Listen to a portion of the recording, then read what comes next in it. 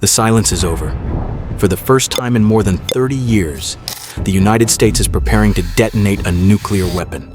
Not in war, in testing. An order from President Trump has shattered 3 decades of restraint.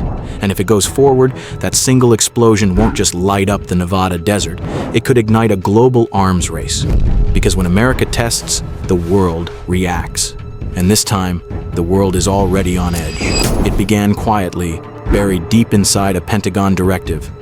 Restart nuclear testing on an equal basis with Russia and China.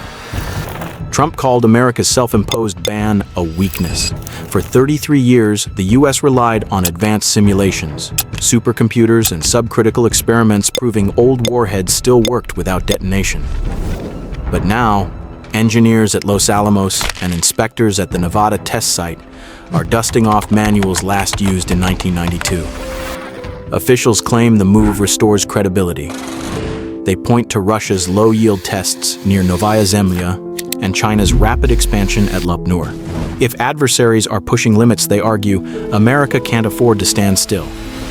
But scientists warn this is how every arms race begins. Not with a missile launch, but with a demonstration. Beijing called the order a red line. Moscow said it destroys the last pillar of restraint. The United Nations held an emergency session demanding clarity, and the global market spoke in the only language they know, panic. Oil prices rose, gold spiked, defense stocks soared, because fear, as always, is profitable, and someone always profits from fear.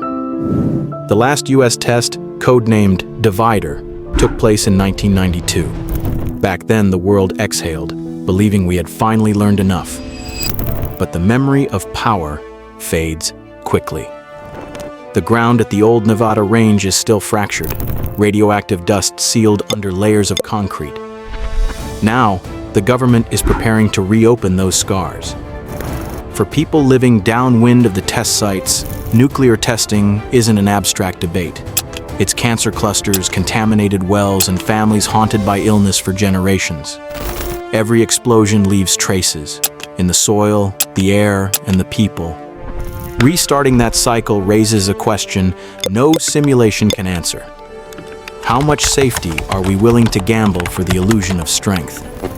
Supporters call it deterrence, peace through power. Critics call it regression, power through fear. Congress is already divided. Some lawmakers insist that America's enemies only respect muscle. Others warn that the real danger isn't losing parity, it's losing control. Because once you re-enter an arms race, it doesn't stop when you win. It stops when someone loses everything. Every nuclear test is a message. It doesn't just measure yield, it measures intent. It says, we still can. But maybe the stronger message is, we still choose not to. After decades of silence, the world will measure more than the blast. It will measure how long the quiet lasts afterward, and whether the lesson of restraint still holds. The silence is over, but it doesn't have to stay that way. Because the real test isn't underground. It's whether humanity remembers why it stopped in the first place. And if history has shown us anything, it's that the line between power and peril is thinner than dust on desert wind. The people who remember the glow on the horizon, the soldiers, the miners, the children who watch their skies light up, they know what that line costs.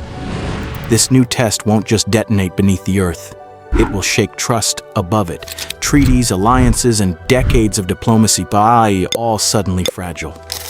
One explosion can echo through a century. But maybe, this time, awareness can be its own kind of deterrence. Maybe public pressure, global outrage, and memory itself can hold back the trigger finger.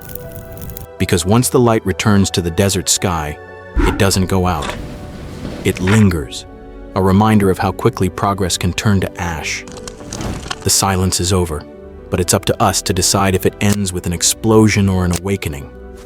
If this breakdown made you rethink what's really going on, subscribe for more deep dives, turning points, and power plays they don't want you to see inside Room 45. Because what they're not telling you might just be the most important part of the story.